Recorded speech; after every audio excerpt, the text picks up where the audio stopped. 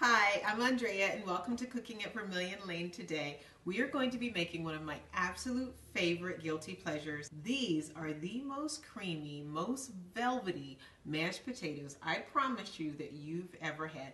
And everyone's going to be asking you where you got the recipe and what's your secret, but we're going to keep that between you and me. Let's get started.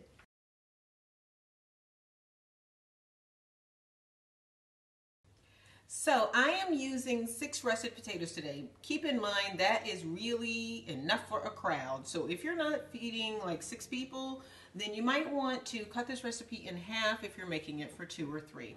I'm making just enough for my family of 5 tonight, and I like to have enough left over for my husband's lunch and my lunch the following day. So I hope that gives you some guidelines as far as your portions are concerned. And my russet potatoes are about medium to large size. So I'm going to peel these off, then I'm going to cut them up in about, I'd say 1 to 2 inch chunks. Then I'm going to toss them in my stock pot, cover them with cold water, and get them boiling away.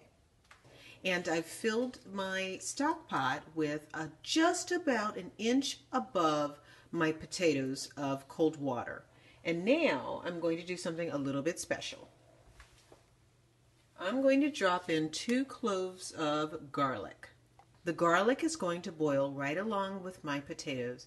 It's going to get so soft and delicious that I'm actually going to rice it in my potato ricer right along with my potatoes, and it's going to be so velvety and smooth. And the garlic is not going to be like smacky in the face garlic. It's going to be just a nice, mellow, sweet garlic in the background, and I'm willing to bet you're going to love it.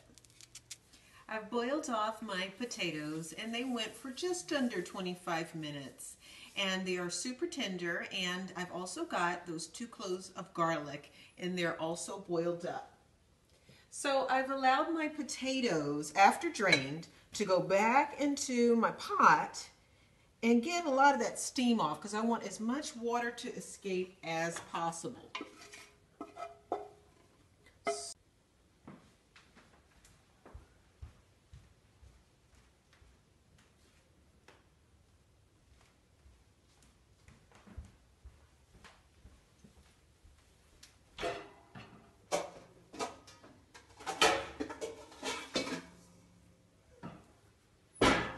You know what, I'm thinking since this is the bowl I want to serve my potatoes in, I'm going to go ahead and pour them into this bowl so that I can rice them right into the glass bowl. I just think that makes a little bit more sense.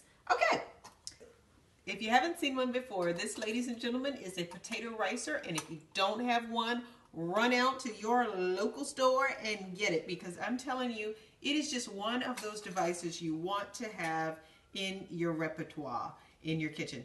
Now, when it comes to kitchen gadgets, I'm not a gadget girl. I'm not one of those people that has to run out and get every salad spinner and every juicer and every, that's just not me. And I really like when I do get a gadget for my kitchen for it to be something that, is multi-purpose that I can use for a variety of things. This, ladies and gentlemen, I cannot. This is a potato ricer and a potato ricer only, but it was really worth it to me, and I encourage you to splurge and get a really good one, because this sucker has lasted me at least 10 years. It might be about 12 years now that I've had this. It's as good as new, and just wait till you see it in action.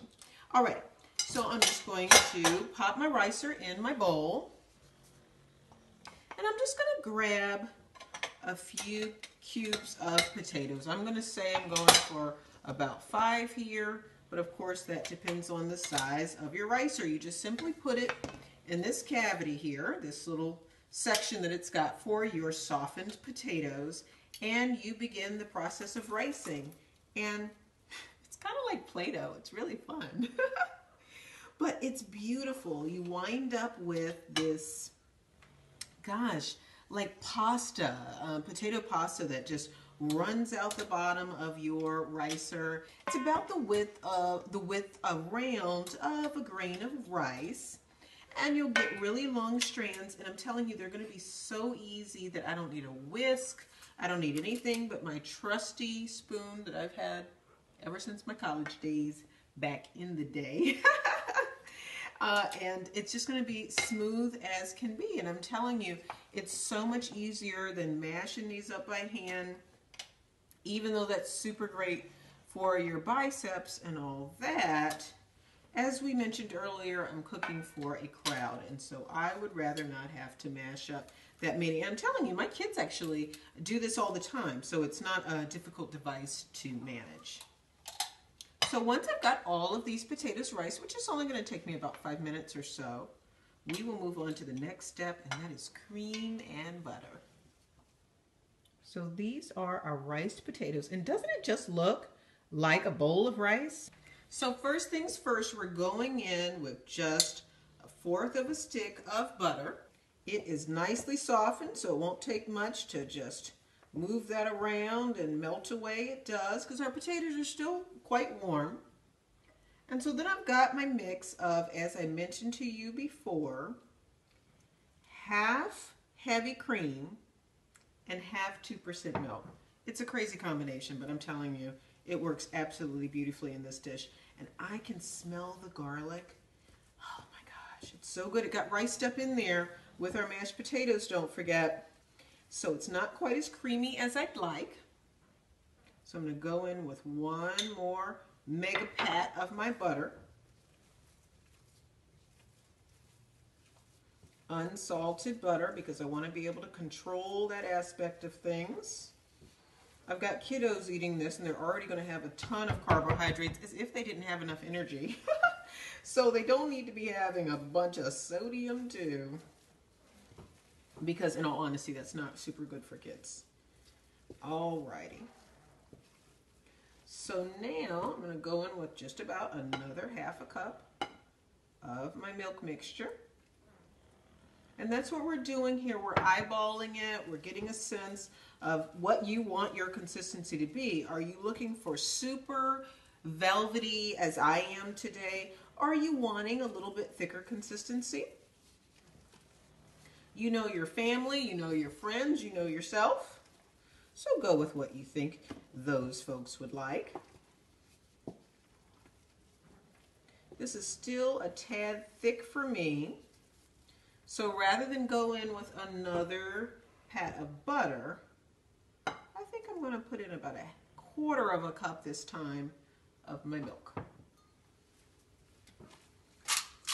If I had to hazard a guess, I'd say I'm at about 1/4 teaspoon of freshly cracked pepper.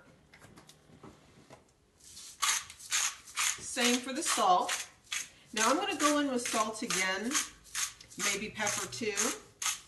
But first, of course, I want to taste it and make sure that the seasonings are right where I want them to be. And I like to wait until I've got a good consistency going so that those ingredients really get mixed in very well. Okay, I'm going to fold in one more pat of butter. Pretty sure that's going to be my last one. The rest I'll set out for just folks to add if they like. Oh, that's the best part. Don't tell nobody. These mashed potatoes could not be any more creamy. They are incredibly heavy. Wow, that's 6 russets in there. But they're going to be so super good tonight, and I hope that you enjoy them when you make them as well. Be sure to send me your comments. Let me know what you think. I can't wait to hear it. I hope these were very easy for you to replicate in your kitchen. Thanks again for joining me on Cooking at Vermilion Lane, and please be sure to join me on vermilionlane.com for lots more cooking, crafting, and culture, as well as on Twitter, Facebook, Instagram, and Google+. Thanks, guys. Bye.